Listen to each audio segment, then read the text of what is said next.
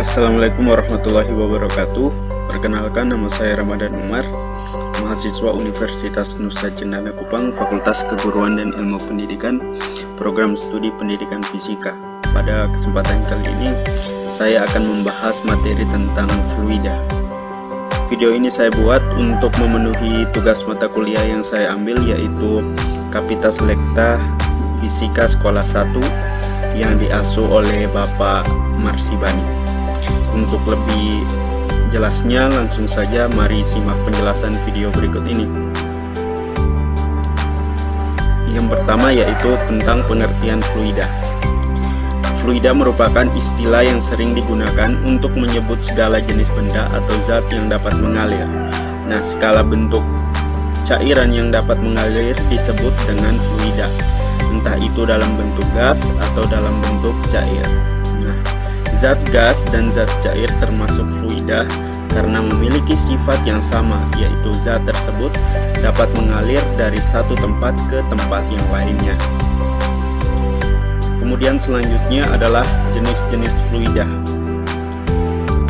Menurut sifatnya, fluida dapat dibedakan menjadi dua, yaitu fluida statis dan juga fluida dinamis. Fluida statis atau fluida diam merupakan jenis fluida yang berada pada kondisi diam dan tidak bergerak. Nah, misalnya air di dalam kolam, air di dalam gelas, air waduk, dan lain sebagainya. Kemudian fluida dinamis adalah jenis fluida yang berada dalam kondisi bergerak dan atau dalam kondisi mengalir. Misalnya aliran air sungai, air terjun, angin, dan lain sebagainya.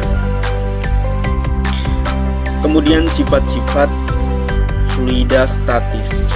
Jadi yang pertama kita bahas di sini yaitu fluida statis. Jadi fluida statis ini memiliki sifat-sifat, yaitu yang pertama adanya massa jenis. Nah, setiap benda memiliki kerapatan massa yang berbeda-beda serta merupakan sifat alami dari benda tersebut.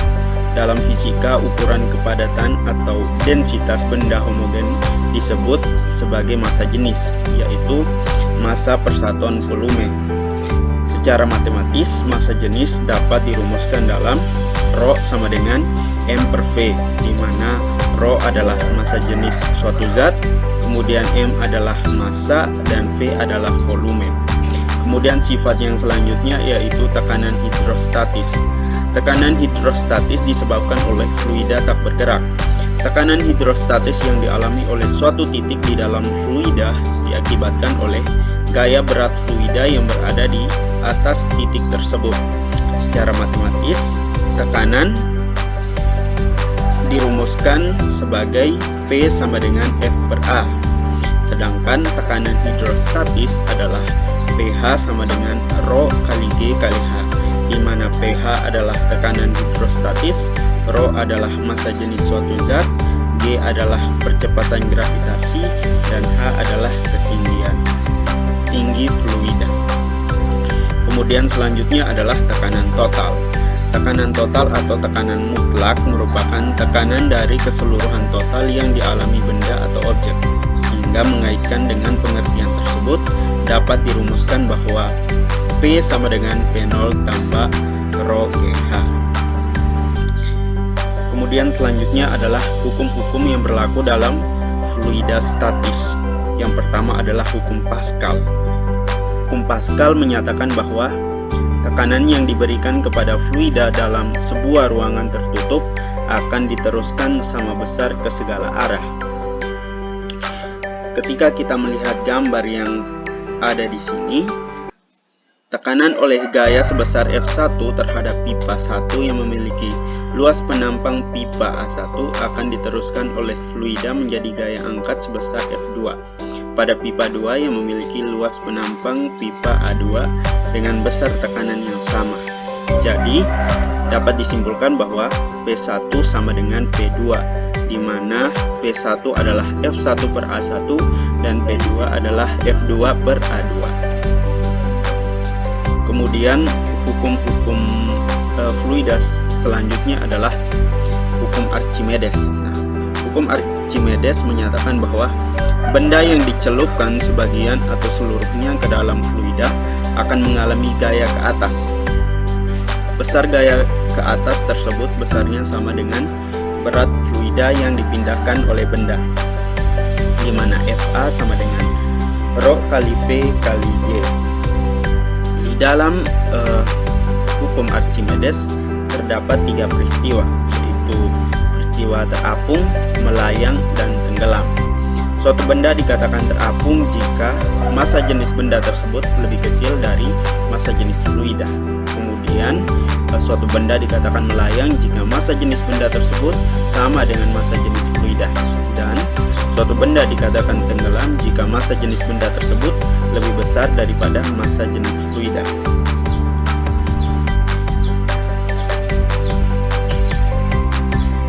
Untuk benda yang terapung, massa jenis benda yang terapung dalam fluida memenuhi persamaan Rho B sama dengan VB kali VBF per VB dikalikan dengan Rho F, atau Rho B sama dengan VBF per VB kali Rho F, di mana Rho B adalah massa jenis benda, kemudian VBF adalah volume benda saat dicelupkan yang tercelup dalam fluida, kemudian VB adalah volume benda, kemudian HBF adalah tinggi benda yang tercelup dalam fluida, kemudian HB adalah tinggi benda.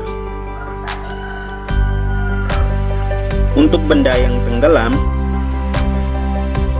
jika benda yang dapat tenggelam dalam fluida ditimbang di dalam fluida tersebut, maka berat benda akan menjadi WBF sama dengan W kurang FA, atau WBF sama dengan Rho B kurang Rho F dikalikan dengan VB dikali G, di mana WBF adalah berat benda dalam fluida, kemudian B adalah berat benda di udara.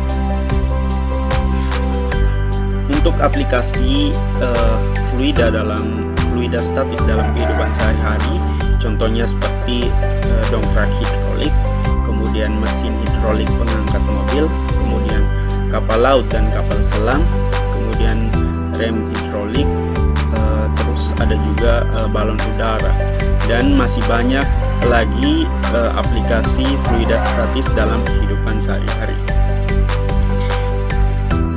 Materi selanjutnya adalah fluida dinamis atau fluida yang dapat mengalir.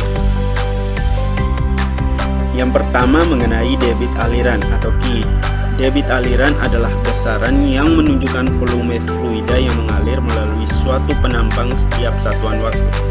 Secara matematis persamaannya ditulis sebagai Q sama dengan V per delta T sama dengan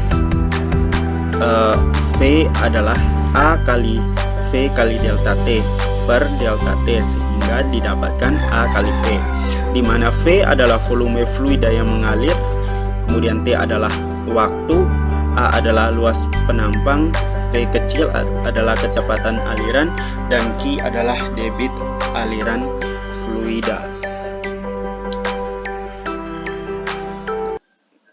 Nah, hukum-hukum di dalam fluida dinamis adalah yang pertama tentang asas kontinuitas. Nah, persamaan kontinuitas adalah persamaan yang menghubungkan kecepatan fluida dalam dari suatu tempat ke tempat lain. Air yang mengalir di dalam pipa air dianggap mempunyai debit yang sama di sembarang titik. Pipa terletak mendatar dengan ukuran simetris. Pertama kita lihat dulu gambar yang tertera di sini. Pipa terletak mendatar dengan ukuran simetris. Partikel fluida yang semula di titik A1 setelah dt berada di A2. Karena dt kecil dan alirannya stasioner, maka banyaknya fluida yang mengalir di tiap tempat dalam waktu yang sama harus sama pula. Maka massa di A1 sama dengan massa di A2, di mana R kali A1 V1 delta T sama dengan R kali A2 V2 delta T, sehingga A1 kali V1 sama dengan A2 kali V2. aplikasi asas kontinuitas dalam kehidupan sehari-hari, misalnya seperti selang pemadam kebakaran dengan luas penampang di ujung selang yang lebih kecil, kemudian air yang mengalir dari pipa yang besar menuju mulut keran yang lebih kecil, dan ketika menyiram tanaman kita menekan sebagian ujung selang atau mempersempit luas permukaannya. Ini adalah beberapa contoh aplikasi asas kontinuitas dalam kehidupan sehari-hari. Kemudian hukum yang selanjutnya adalah asas Bernoulli. Nah, asas Bernoulli menyatakan bahwa jumlah tekanan atau P, energi kinetik per satuan volume, dan energi potensial per satuan volume memiliki nilai yang sama pada setiap titik sepanjang suatu garis arus. Persamaan matematisnya dapat dituliskan sebagai berikut. P tambah setengah rho V kuadrat tambah rho GH sama dengan konstan, atau P1 tambah setengah rho V1 kuadrat tambah rho GH1 sama dengan P2 tambah setengah rho V2 kuadrat tambah rho GH2, di mana P adalah tekanan, V adalah kecepatan aliran fluida, G adalah percepatan gravitasi, H adalah ketinggian pipa dari tanah, dan rho adalah massa jenis fluida.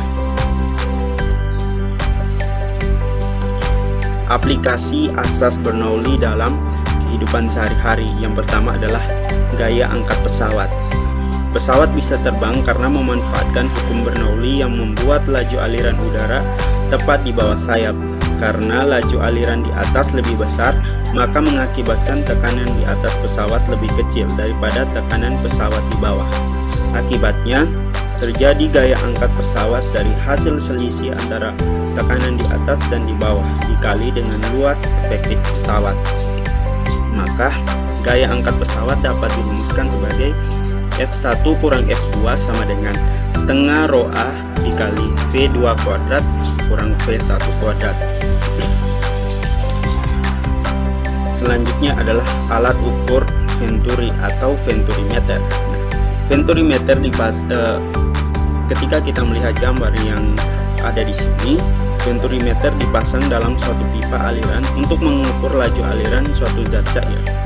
Suatu zat cair dengan massa jenis rho mengalir melalui sebuah pipa dengan luas penampang A1 pada daerah 1. Pada daerah 2, luas penampang mengecil menjadi A2. Nah, suatu tabung manometer atau pita U berisi zat cair lain atau raksa dengan massa jenis rho aksen dipasang pada pipa.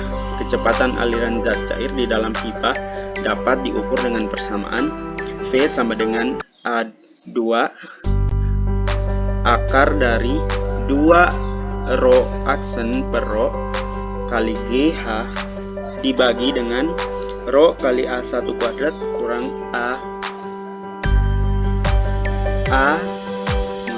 rho kali A1 kuadrat dikurangi dengan A2 kuadrat. Kemudian penerapan asas Bernoulli dalam kehidupan sehari-hari selanjutnya adalah tangki air bocor. Jika diameter lubang kebocoran pada dinding tangki sangat kecil dibandingkan diameter tangki, kelajuan air yang keluar dari lubang sama dengan kelajuan yang diperoleh jika air tersebut jatuh bebas dari ketinggian H. Kecepatan aliran air pada saat kali pertama keluar dari lubang adalah V sama dengan akar dari 2GH1. Kemudian jarak horizontal tibanya air di tanah adalah X sama dengan 2 akar H1 kali H2. Selanjutnya adalah tabung pitot. Tabung pitot digunakan untuk mengukur kelajuan aliran suatu gas di dalam sebuah pipa. Misalnya, udara mengalir melalui tabung A dengan kecepatan V. Kelajuan udara V di dalam pipa dapat ditentukan dengan persamaan sebagai berikut. V sama dengan akar dari 2 rho aksen kali G kali H per rho. Demikian pembahasan materi tentang fluida. Sekian dan terima kasih.